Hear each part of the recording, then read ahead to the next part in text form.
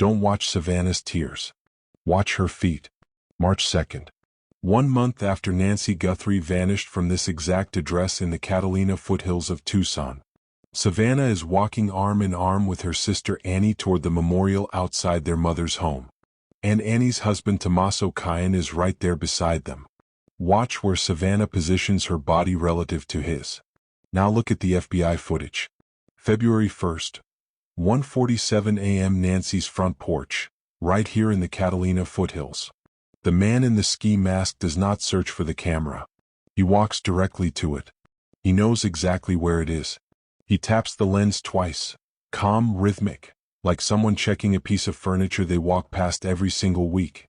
That is not a stranger's movement. That is muscle memory. 20 years of Friday night dinners at that house, encoded into a body. Savannah has seen that footage. And there is one person in this case she has never, not once, publicly defended. By the end of this video you will understand why. Before we get into the 5 details, you need to understand what the evidence actually describes. Because everything you are about to hear means something different once you see the framework. The doorbell camera at Nancy's front entrance went dark at 1:47 a.m. Her pacemaker lost its Bluetooth signal at 2:28 a.m. 41 minutes. Someone was inside Nancy Guthrie's home in the Catalina foothills for 41 minutes. Professional burglars work on 5-minute windows. 10 minutes is sloppy. 20 is reckless. 41 minutes means whoever entered that house was not afraid of being caught. They knew the layout. They knew the neighborhood. They knew exactly what they were walking into. Now think about what physically had to happen inside those 41 minutes. Nancy had to be located in her bedroom. Controlled. The Pima County Sheriff described her as a woman of great sound mind. She was not going to go quietly. She had to be moved through the hallway out the front door and loaded into a waiting vehicle on the street outside. One person managing all of that alone, simultaneously watching for threats, navigating a dark house, controlling an 84-year-old woman, operates under strain that compounds every second.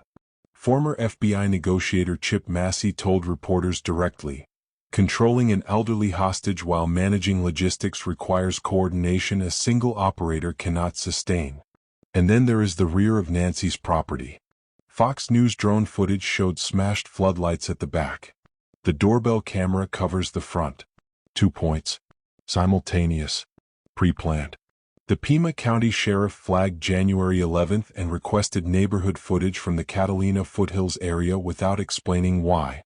12 days later, on January 23rd, someone was caught on a Ring camera walking backward, 6.5 miles from Nancy's home, testing how the sensors respond. This was not random. This was rehearsed. Subscribe and turn on notifications, because the 5 details I am about to walk you through have not been connected in this sequence anywhere else. 2 people who agreed on timing, positions, and roles before they ever arrived.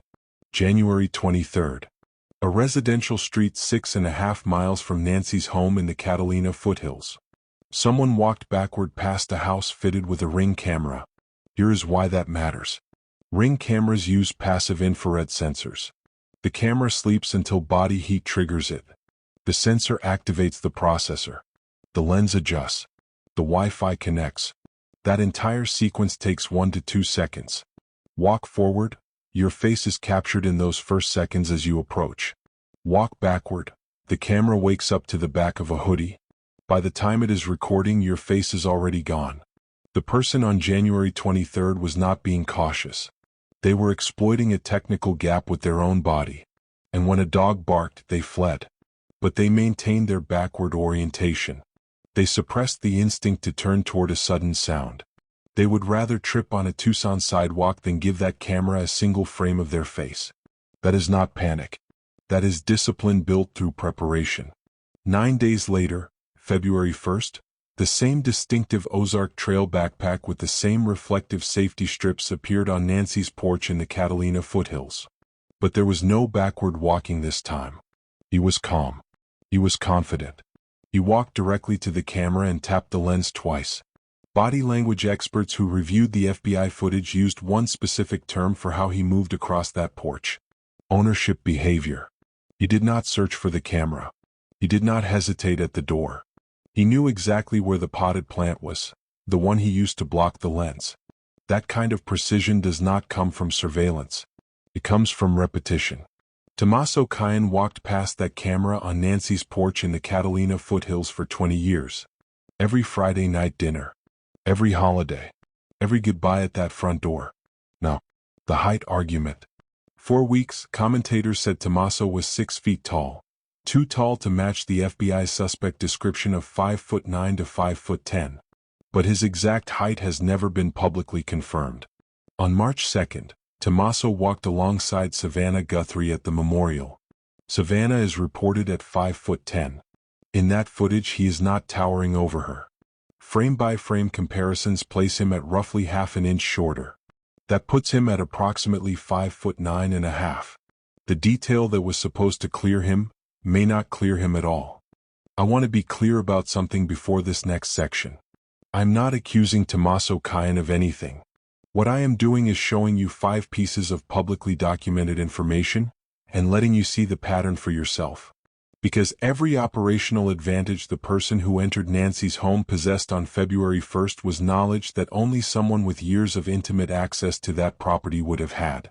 The cameras. Nancy's home in the Catalina foothills was equipped with a Nest camera system. But that system had no active cloud recording subscription. The cameras could detect motion and send alerts, but they were not storing continuous footage. The FBI had to partner directly with Google to recover residual data from back-end servers.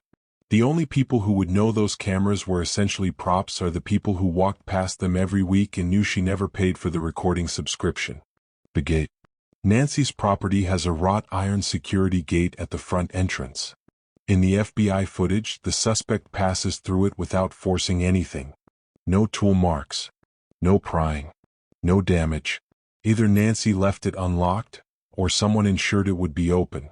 Someone who was standing at that exact gate hours earlier saying goodnight. The medication. The Pima County Sheriff confirmed Nancy's essential daily medications were sitting on her kitchen counter. She has a pacemaker. She is 84.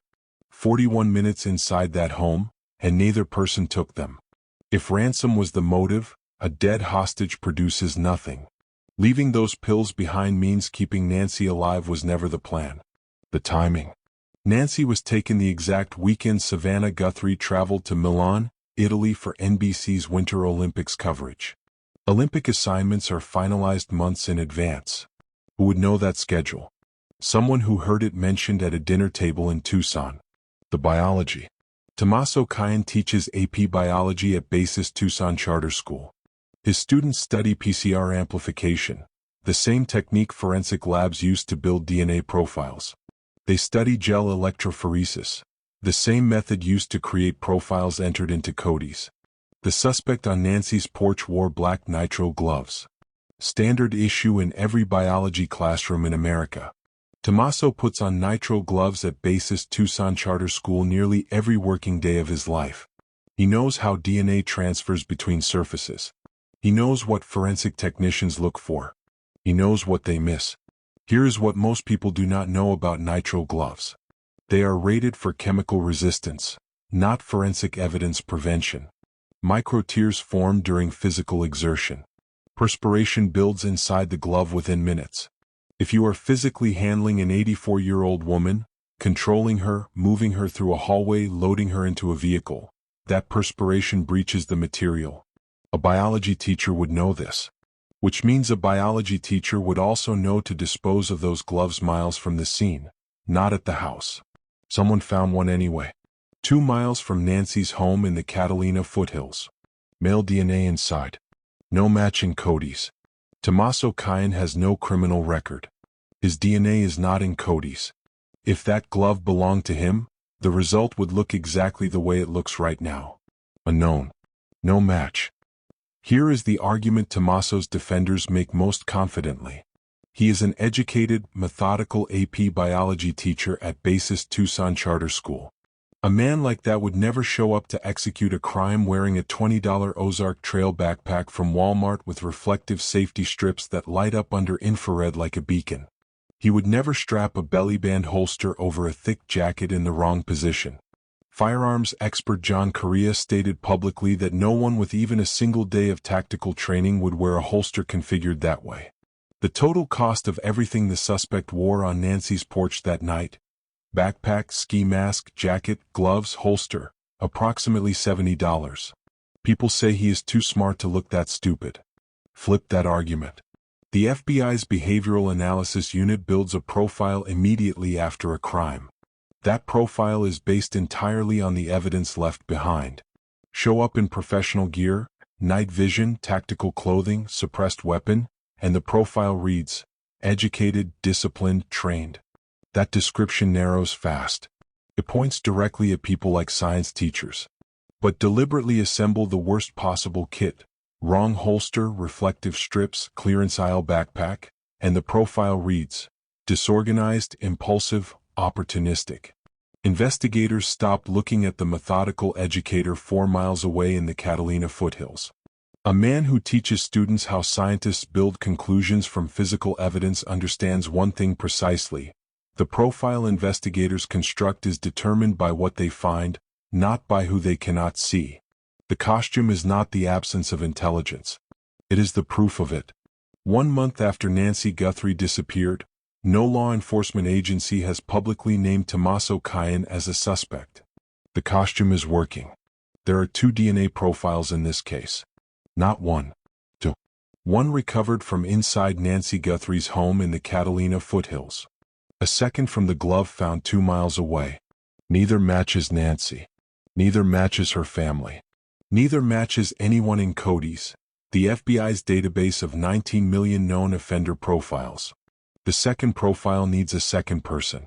And the FBI's physical description points directly at one name the Pima County Sheriff has never publicly cleared: Dominic Aaron Lee Evans. 48 years old. Elementary school teacher. Drummer. Tommaso Cayen's bandmate for 19 years. They connected through a classified ad in the Tucson Weekly.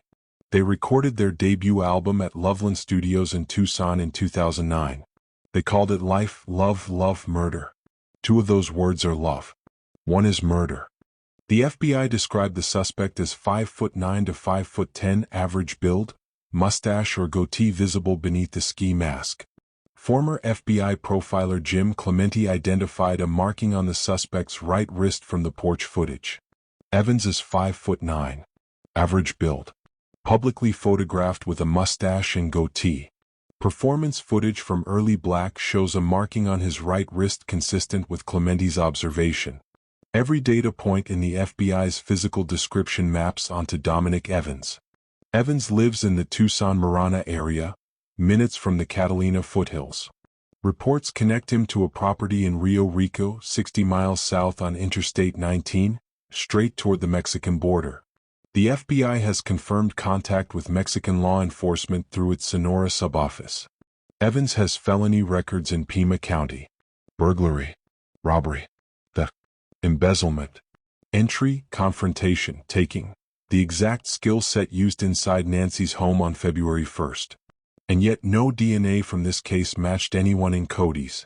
If Evans's convictions predate Arizona's mandatory collection protocols, or resolved through plea agreements that didn't trigger DNA submission, he carries a criminal record in Pima County while remaining invisible to the national database. A criminal record. No DNA in the system. The Pima County Sheriff cleared the family. All siblings and spouses. Evans is not a sibling. He is not a spouse. He is a bandmate. And he was not cleared. Every member of the Guthrie family went public. Savannah posted emotional videos on social media begging for information. She announced a $1 million family reward. She cried on camera. Cameron Guthrie filmed a direct address to the kidnapper, looked into the lens and spoke to the person who took his mother. Annie cooperated fully with federal investigators. Every single member of this family screamed into the void for help. Except one. Tommaso Cayen, the man who walked Nancy to her front door at 9:50 p.m. on January 31st, did not post a statement, did not appear in a video, did not speak to a single journalist, did not stand beside his wife while she begged the world to find her mother. Reporter Brian Anton told Megyn Kelly that Tommaso had not been seen in almost a week after Nancy disappeared. Big beard. Very recognizable. Gone. Innocent people cannot contain grief this size. It spills out of them whether they intend it or not. Silence is a choice. And it is specifically the choice people make when their attorney tells them every word is a potential exhibit at trial. Meanwhile, federal investigators returned to Annie and Tommaso's residence more than 5 times. They removed items in brown paper bags, the kind used to preserve biological evidence. Annie's vehicle was towed and impounded. Their septic tank was examined. Security cameras were removed from the property. You do not do that to people you have cleared. In May 2024, 8 months before Nancy was taken, Tommaso signed a durable power of attorney giving Annie control over his financial and legal affairs. Former News Nation anchor Ashley Banfield reported that a law enforcement source with direct knowledge of the investigation identified Tommaso as a prime suspect. The Pima County Sheriff publicly cleared the family. The FBI kept returning to the house. Those two facts cannot both be true. Tommaso finally appeared publicly on March 2nd, 1 month after Nancy vanished.